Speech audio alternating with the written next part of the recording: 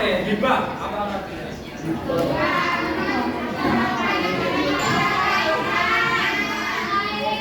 Membicarakan orang lain. Kemudian kemarin kan sama tabayun. Apa artinya tabayun?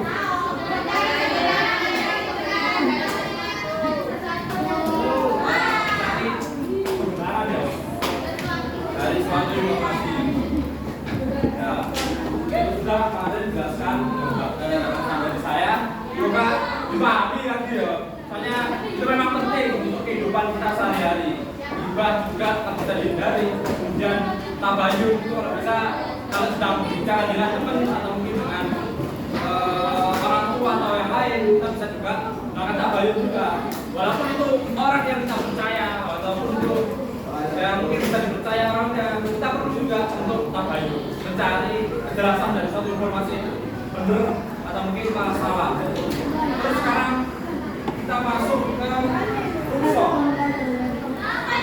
Ya, rukshoh. Ada yang tahu artinya rukshoh? Rukshoh, masa ada yang tahu rukshoh? Tahu. Nah, apa rukshoh? Keringanan. Ya, betul. Rukshoh kalau secara bahasa punya keringanan ya. Buka kaca aja.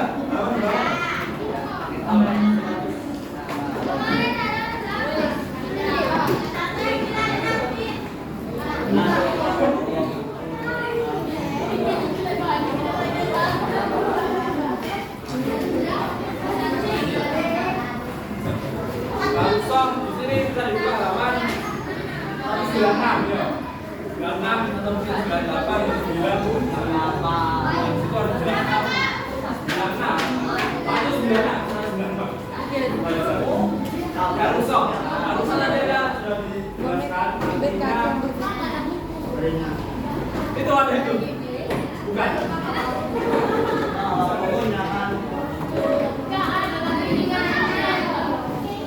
Rusak. Atau keringanan.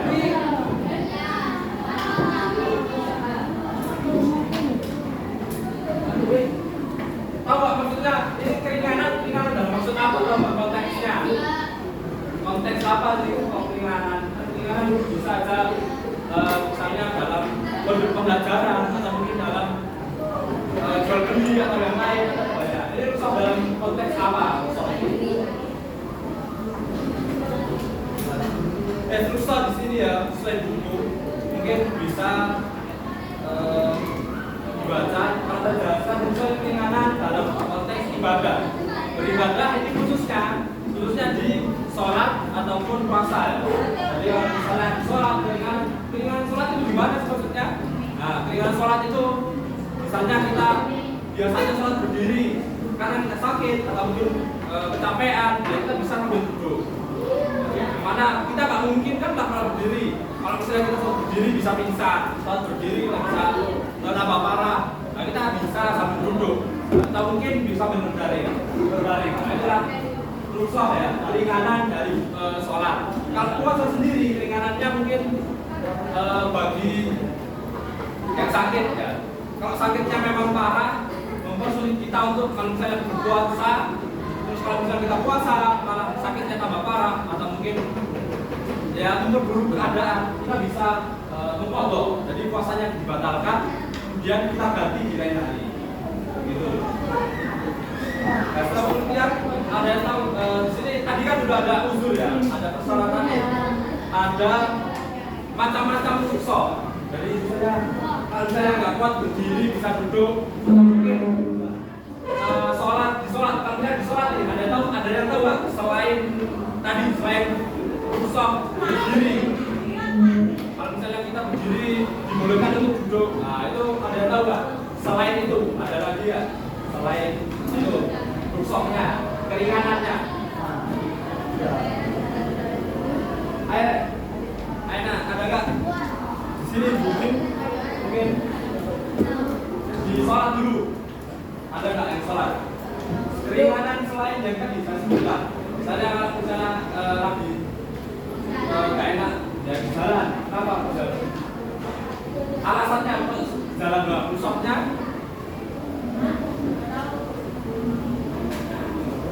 Yes, baik, silakan. rusak ya. Karena yang pertama kalau lagi sakit, pertama sakit ya, waktu sholat ini harus bilang sholat. Karena di sini ada sakit. Nah sakit kita bisa, misalnya kalau berdiri kita bisa duduk atau mungkin nggak bisa duduk kita bisa berbaring. Nah, itu kan bisa salah satu sos dari sholat itu sendiri. Ada perjalanan tadi yang disebutkan. Perjalanan.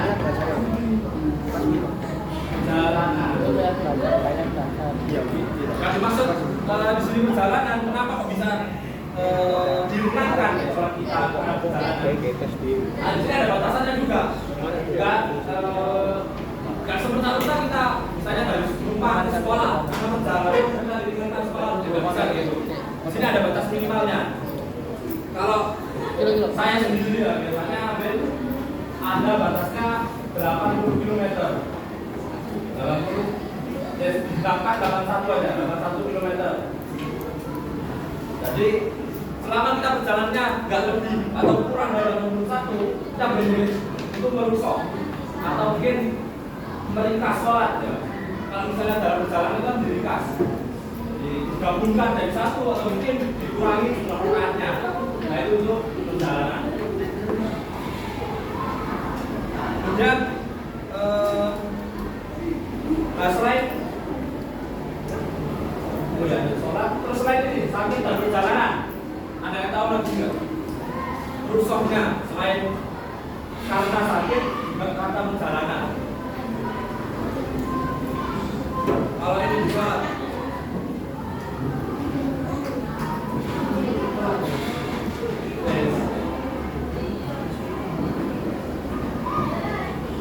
nah ya, kemudian ada satu lagi mungkin ya, terkait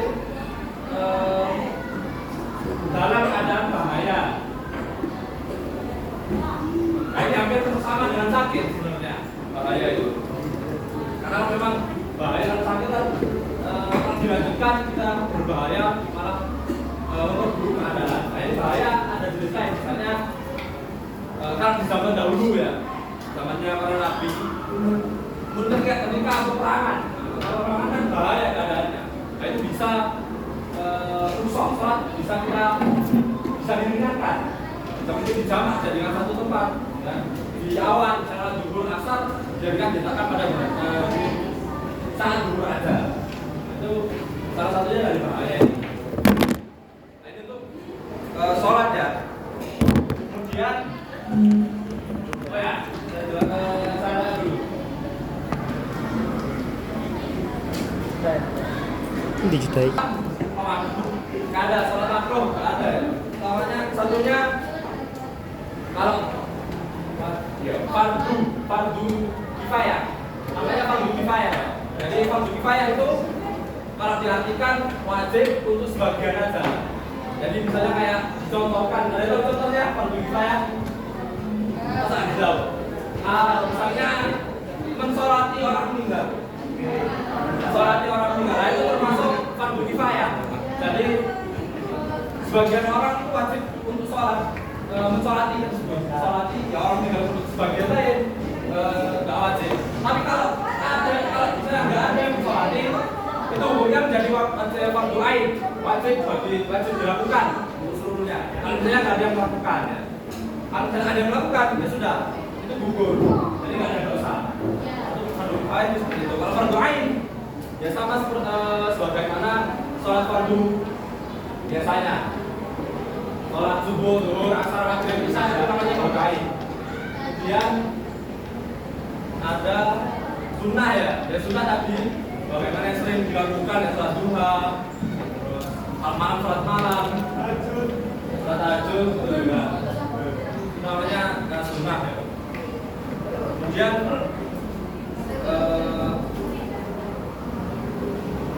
Kemudian ada fardu kifayah yang lain. Ini khusus untuk laki-laki ya, yang mana sholat berjamaah. Sholat berjamaah itu fardu kifayah. Untuk laki-laki itu fardu kifayah. Jadi memang harus diwajibkan untuk sholat berjamaah di masjid atau di musola. Selama berjamaah itu wajib. Untuk untuk laki-laki fardu kifayah. Kalau ada yang melakukan ya sudah, kita mau sholat sendiri. Tapi kalau lebih baik ya sholat jamaah karena memang pahalanya lebih banyak.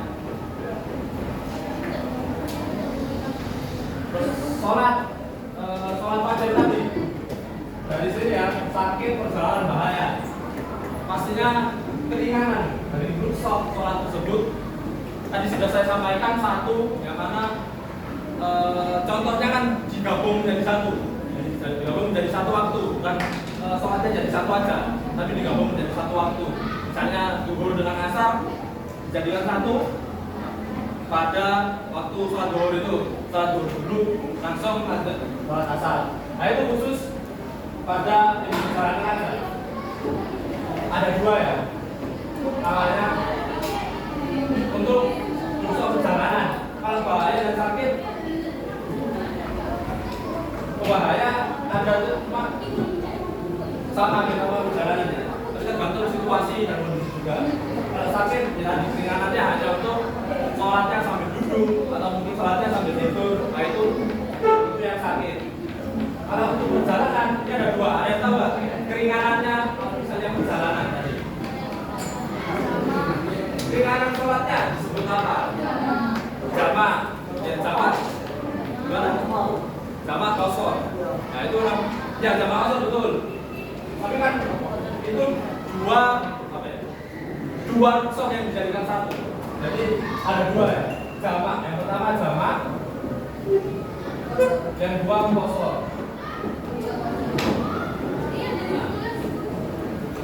Apa? Jamak ya. Pertama jamak. Jamak itu tadi yang sudah saya sampaikan tadi. Jadi dijadikan satu di satu waktu. Ini khusus untuk dua sholat. Ya, hanya ya itu betul.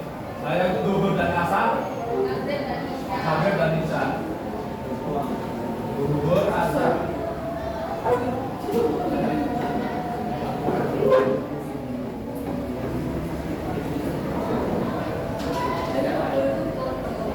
Jadi kalau subuh diusahakan ya nggak bisa jamak atau kosor. Jadi karena memang apalagi kan kebanyakan ya perjalanan panjang itu kan dilakukan waktu malam. Jadi setelah isya dia berjalanan. Jadi kalau misalnya memang kita mau berjalan pada saat itu, usahakan berhenti pada waktu subuh ya. Usahakan untuk berhenti lakukan sholat subuh. Karena mungkin ada juga kan keringanan seperti yang mungkin sering kita dengar, keringanan tempat sholatnya kita bisa di kendaraan kalau memang tidak bisa diberhentikan. Contohnya misal pesawat atau mungkin kereta kan tidak bisa sembarangan berhenti. Nah, stasiun dan juga waktunya mepet juga tidak bisa berhenti. Kemudian kapal itu tadi tempatnya masih luas kalau kapal, jadi bisa. Jadi kalau misalnya yang rukshoh terkait cara sholatnya atau mungkin tempat sholatnya, kalau di pesawat kita tinggal sholat aja, duduk tinggal sholat sambil duduk nggak apa-apa. Ya. Tayamum ya, kalau misalnya memang air nggak ada, tayamum itu khususkan untuk apabila air memang tidak ada. Kita sudah berusaha untuk mencari nggak ada air, kemudian minta ke teman atau mungkin yang lain memang nggak ada air, ya sudah kita berhenti tayamum. Kalau misalnya memang ada air, walaupun ada segelas air mineral yang biasanya kita tahu gitu ya, itu bisa sebenarnya buat wudhu. Selama kita, ini kan memang syarat berwudhu kan kita tahu ya, hanya wajah, terus tangan dari sini, terus kepala ya, bagian aja, telinga nggak perlu apa-apa, sunnah maksudnya, dan kaki ini. Ada sebagian itu aja sudah cukup sebenarnya air. Kalau misalnya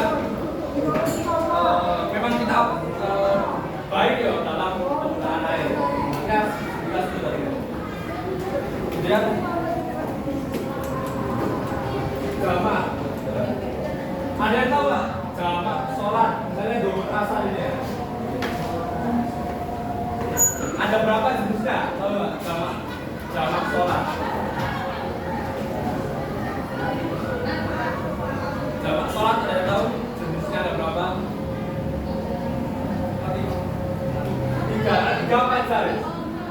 Enggak? Berapa? Masa nggak ada yang pernah dapat sholat? Belum ada. Ada dua tuh. Apa aja? Apa? Ya apa enggak? Sama tabung depan. Ya berapa? Lupa. Ya deh. Saya biasanya tadi ya. Jadi ini kan untuk waktunya tuh rasa maghrib isya yang bisa disatukan. Kemudian jamak jenisnya ada dua. Pertama atasnya ya, jamak takdim. Dan juga jamak takhir. Takdim ini dilakukan di awal waktu. Jadi kalau misalnya zuhur asar, kita lakukan di waktu zuhur. Jadi digabung di waktu zuhur. Kita sholat zuhur, kemudian langsung bergabung dengan sholat asar. Dengan jumlah rakaat 4 ya, 4. Karena ini namanya sholat takdim. Kemudian jamak takhir kita lakukan di akhir sholat atau di akhir waktu. Jadi di waktu asar. Jadi kita sholatnya jadi di waktu asar. Kita terserah mau zuhur dulu sholat, mau sholat zuhur dulu nggak apa-apa, atau mungkin sholat asar dulu juga nggak apa-apa. Kalau misalnya yang takdim ini harus sholat zuhur dulu. Karena memang waktunya sholat zuhur dan juga yang pertama sholat zuhur juga. Kalau asar kan waktunya sholat asar, tapi yang pertama buat sholat asar. Tapi zuhur dulu nggak apa-apa. Kemudian takhir, tadi sudah takhir. Kalau maghrib isya sama aja. Kemudian qashar. Di sini qashar, ada yang tahu artinya qashar? Qashar sholat, qashar sholat. Ya, dan berbannya itu jalan jauh. Karena dan qashar berbannya itu jalan. Nggak bisa selain itu nggak bisa. Qashar ada. Kalau qashar ini artinya meringkas. Ya, meringkas. Bukan waktunya, sholatnya yang diringkas. Jadi misalnya zuhur, asar, zuhur diringkas jadi 2 rakaat. Kalau qashar itu seperti itu. Zuhur itu diringkas menjadi 2 rakaat. Asar juga diringkas menjadi 2 rakaat. Itu namanya qashar. Kalau misalnya dilaksanakan qashar aja, nggak ada zamannya. Jadi kita lakukan tetap di waktu zuhur. Waktunya zuhur kita 2 rakaat. Terus kemudian asar kita 2 rakaat lagi. Itu namanya qashar sholat. Kemudian kalau digabung dua-duanya ya sama qashar.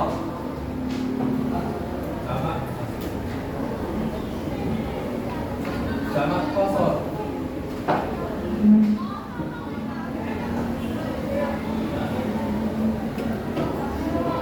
Kalau tidak qashar kita bisa menjadikan sesuai artinya ini. Jamak ini kan menjadikan satu, kemudian meringkas. Jadi kita dijadikan satu dan juga plus diringkas.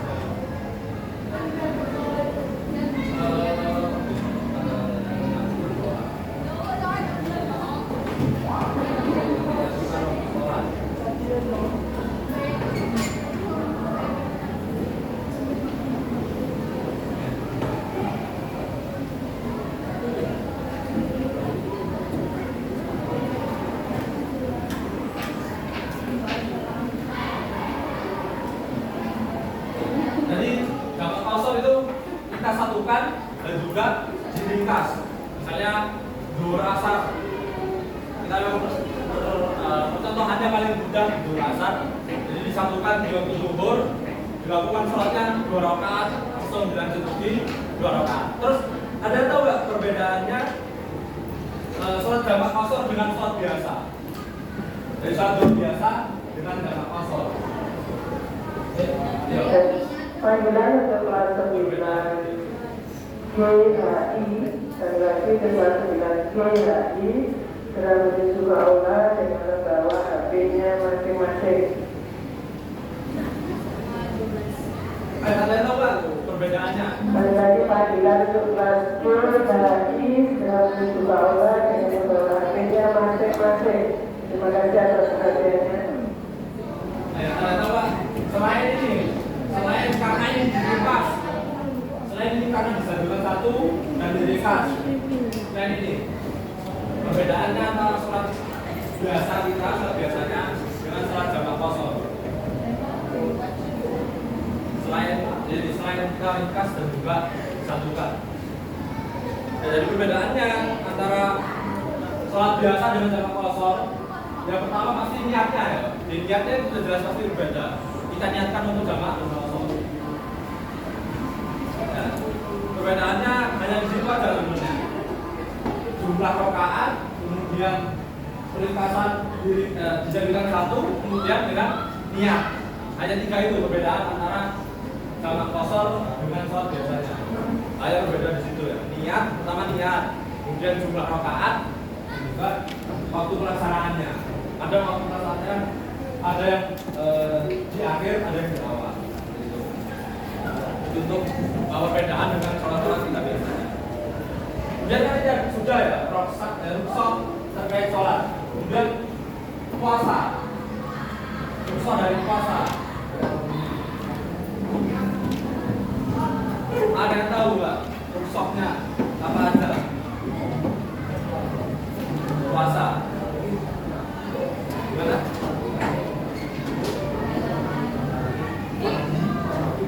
Wajib. Ya, itu hukumnya ya. Ya itu hukum puasa itu wajib. Ada juga yang sunnah. Kemudian ini rukhsahnya keringanan dari kita berpuasa. Kan ada pastinya. Selain sholat. Selain, oke. Itu kan untuk yang perempuan khusus. Ya, kita hamil. Oke. Kalau ibu itu jangan dia hamil.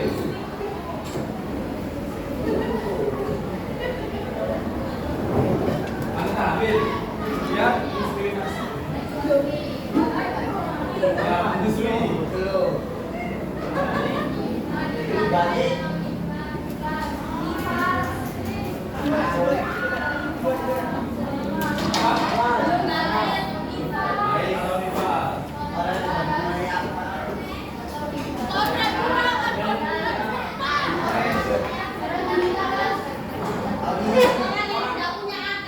Tidak punya akal itu bukan rukhsah namanya. Emang nggak diwajibkan. Perjalanan ya.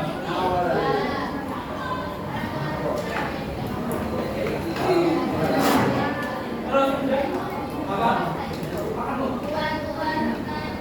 Oh ya.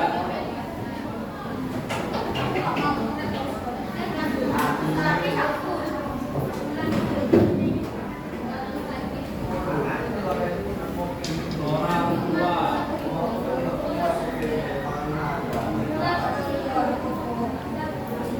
Kemudian ada lagi. Sisanya sama ya sebenarnya. Ada dari perjalanan beberapa, kemudian sakit kita juga dari salah satu sok dari puasa.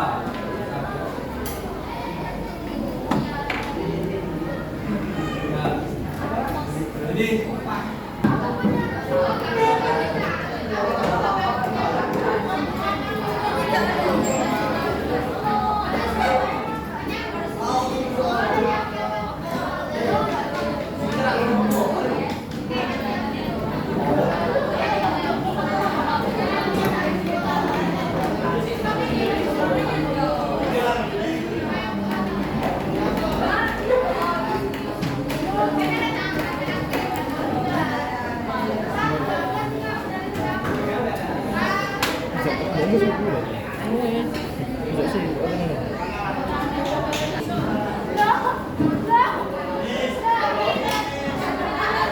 Senyum.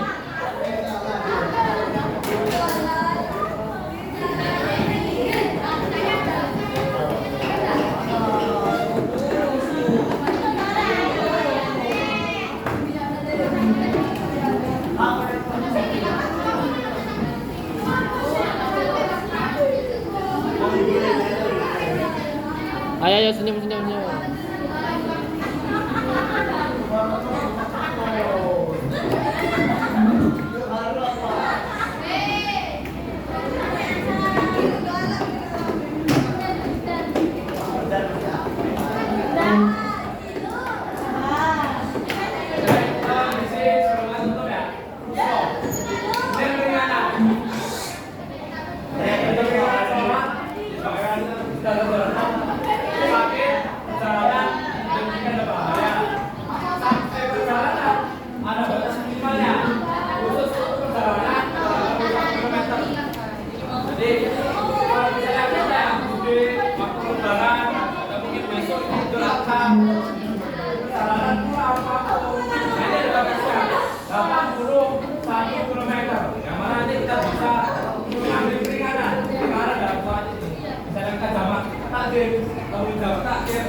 bisa kita satukan di awal atau di akhir waktu, atau mungkin kita gabungkan di zaman kosong.